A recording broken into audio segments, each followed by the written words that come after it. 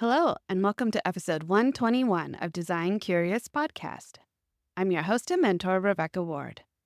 Today on the podcast, I'm talking to you about accountability, why we need it, why it's important. It might not be everyone's favorite topic because usually it means that we are maybe slacking in some way or that we just don't feel like we have enough motivation and there's something that we definitely need to do that we might not be doing on our own.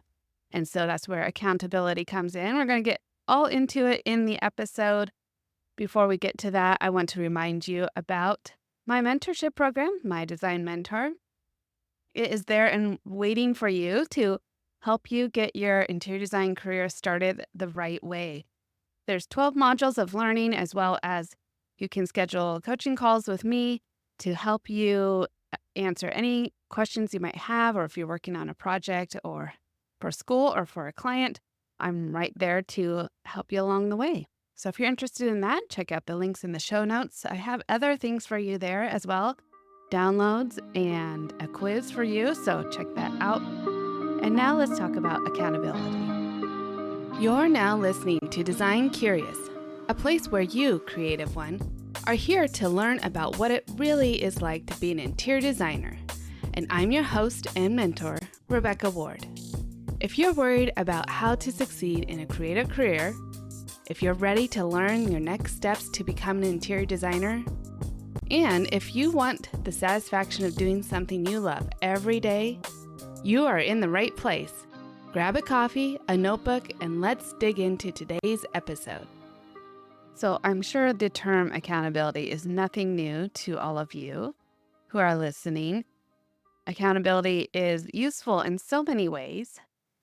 It's also a term that we throw around that you need to be accountable for your actions. So if you've done something wrong, then you need to be held accountable. The official Merriam-Webster definition of accountability says that it is the quality of or state of being accountable, especially an obligation or willingness to accept responsibility or to account for one's actions. So let's talk about accountability in terms of going through a program, setting goals and intentions, and why it's useful. I really think of it as in having someone else there who can help you have your own back and be true to your word and your intentions. I have done this many times. Back in 2023, the last episode of that year, I talked with Sierra Collins about the Full Focus Planner, setting goals and intentions, and I have used her services in my business to hold myself and Lily accountable throughout the year for using our Full Focus Planner and setting our goals and meeting our goals, adjusting them as needed. So we check in with Sierra quarterly to make sure that we are being held accountable to someone besides just ourselves, because the psychology of it is that whenever you are being held accountable to someone outside of yourself or your immediate group, you are more likely to accomplish that thing. I read a study that said that if you just set a goal, you're 10% likely to achieve that goal. By just having a goal, 10% likely, 10% of people will achieve that goal who set a goal. If you have accountability partner, you are 95% likely to achieve that goal. Why is that? Probably because we're trying to please that person. We don't want to show up as a failure. We don't want to show up as letting that person down. And that person is there to hold a mirror to ourselves, honestly. And so it's just saying that I've set this goal and now I need to achieve it. And that person comes back and says, how far have you gotten? Have you achieved it yet? And just by having that achieve our goal, there can be self-accountability. Not everybody is disciplined enough to follow through on it. I notice that I don't always have my own back. I do this a lot with exercise. I can give myself really good excuses that I agree to that. And I say, yes, that does matter. I was up really late last night. I probably should have a pass today and not go and work out. And I will let myself off the hook way too easily. Whereas if I am going to see my personal trainer, then I am much more likely to show up that day that I meet with her than I do a day where I'm working out on my own. So I love having that external accountability for exercise as well. And it is definitely an area that I could probably improve and grow in is the self accountability. So, why do we want accountability? Accountability can help us to, first of all, clarify our priorities, keep us on track. So, if we just say, I have a goal for being more fit by the end of the year, that's not specific enough. No one can really measure that or hold you accountable by saying, where are you starting at and how will you know that you are more fit by the end of the year? We need some kind of clarification. So, in order for this other person or even yourself to understand you've achieved your goal, you need to have more specifics around it. So, by having an accountability partner, they will help you and force you to clarify and focus on what exactly your goals are going to be and break them down even further. We will want accountability because it gives us motivation boost. We want to know someone else is invested in our progress and can push us to take action on the days where we're like, I just don't feel like getting out of bed and working out today. They're like, you got this. You don't feel like it, but you're going to feel so good at the end of your exercise, of your run, whatever it is you got to do.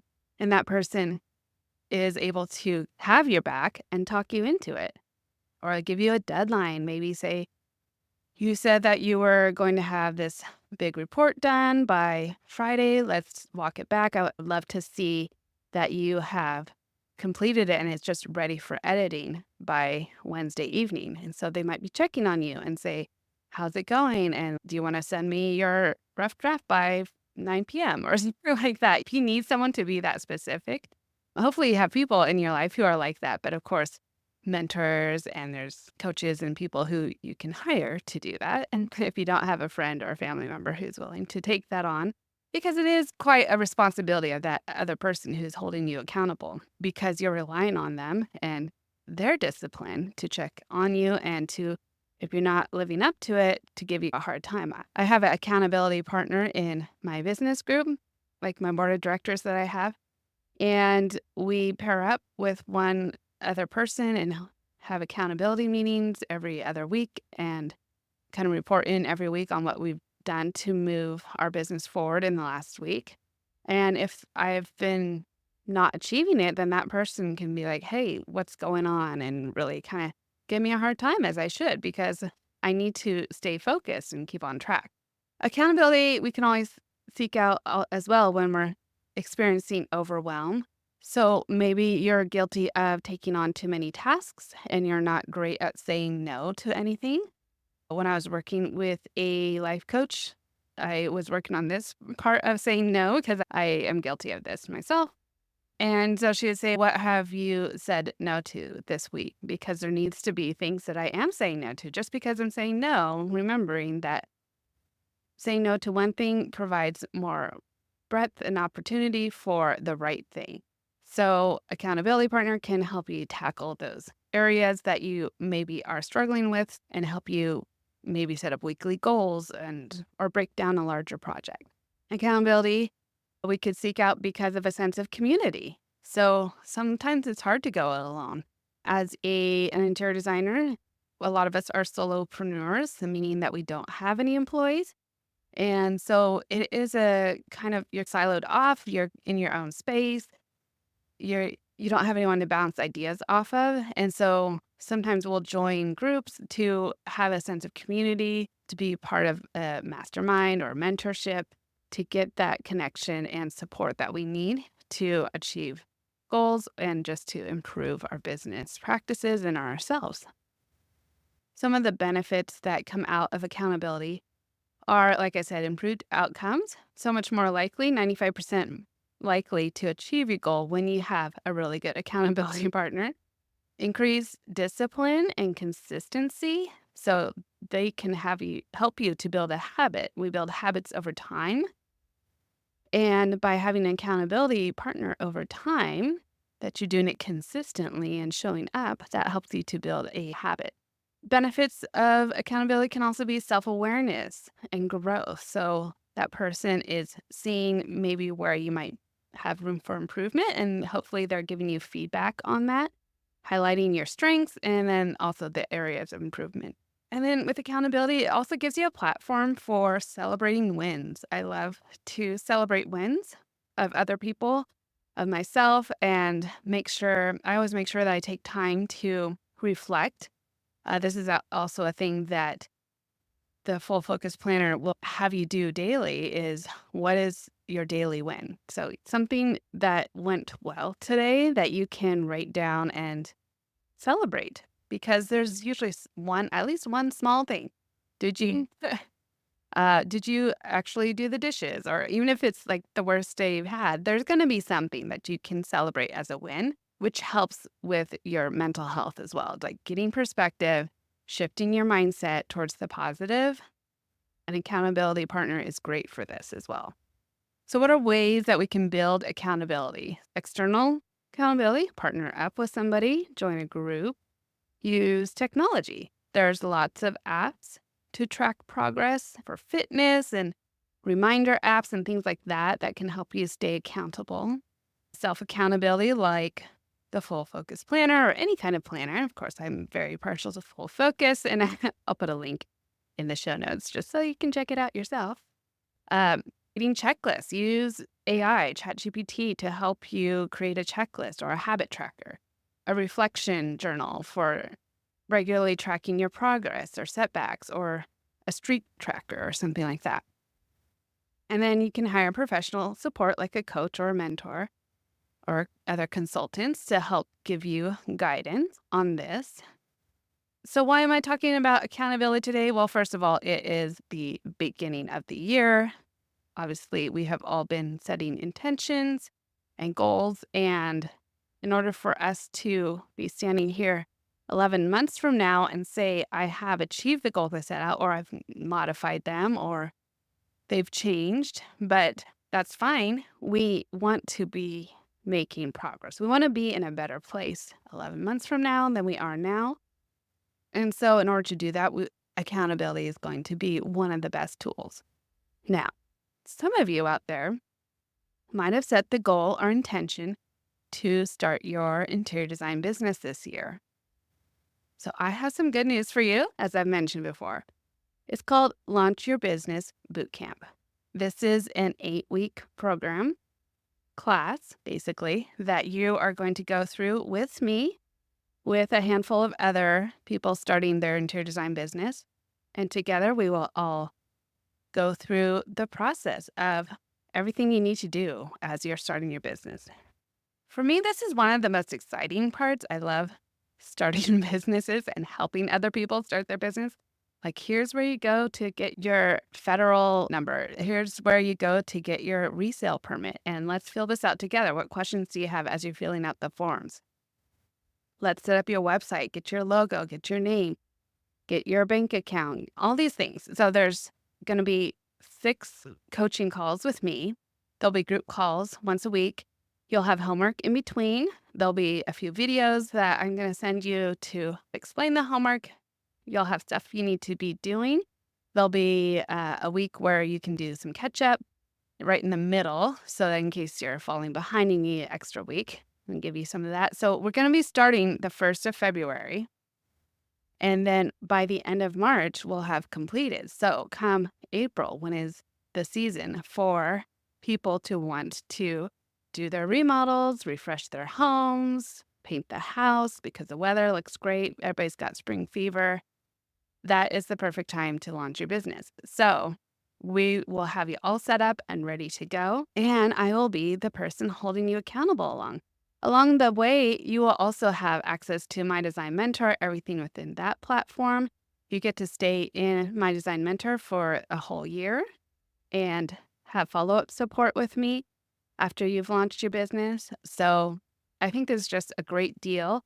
You can get on the wait list right now. There's a link in the show notes that will send you to a form you fill out.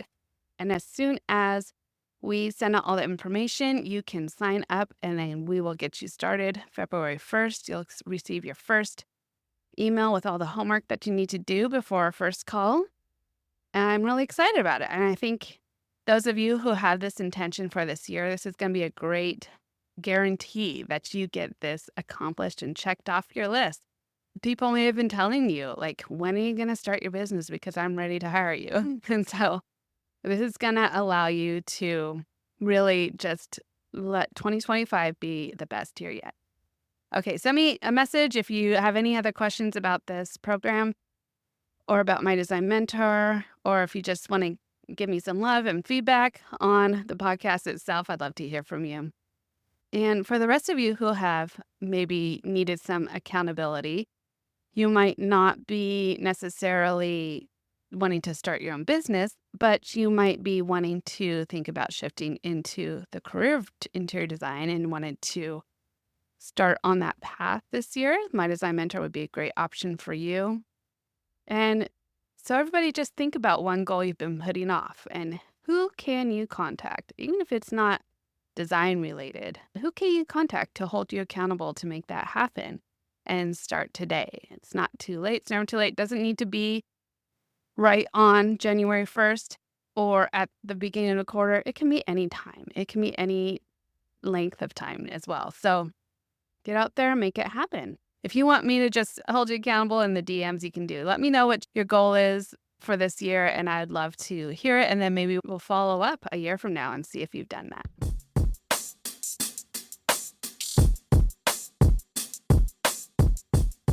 So what do you think about that? I know sometimes accountability means that you actually have to do the thing, and that's hard, but it's time in 2025 for you to have your own back and set yourself up for success.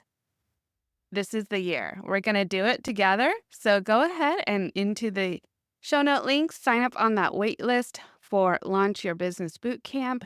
And I would love to be your accountability partner and guide through this whole process, get you launched and get you onto a career that you are passionate about and a business that you love. That's it for me this week. Next week, we'll have another great episode. And until then, stay creative. Thanks for listening. If you love this episode, please leave a rating and a review.